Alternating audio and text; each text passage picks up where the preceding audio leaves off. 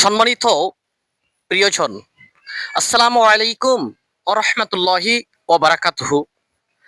আজ আমি ধন্যবাদ দিচ্ছি এমন একজন ব্যক্তিকে, যিনি আমাকে জন্ম দিয়েছেন।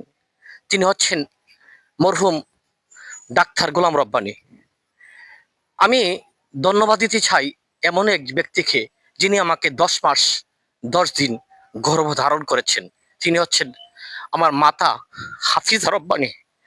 আজ পৃথিবীতে হয়তোবা নেই, আমাকে তারা কিছুই দেননি, কিন্তু একটি জিনিস আমাকে দিয়েছেন, সেটি হচ্ছে আমাকে জন্ম দিয়েছেন এবং ইসলামকে বোঝার মতো, ইসলামকে প্র্যাকটিস করার মতো আমাকে তৌফিক দিয়েছেন। আজ যদি আমি মাদ্রাসায় পড়তাম না, হয়তো ইসলামকে বুঝতাম না। সেই জন্যই আমি তাদের জন্য দোয়া করছি, আল্লাহ যেন আমার মা এবং বাবাকে জান্নাতের সর্বোচ্চ মাকাম দান করুন। আমিন।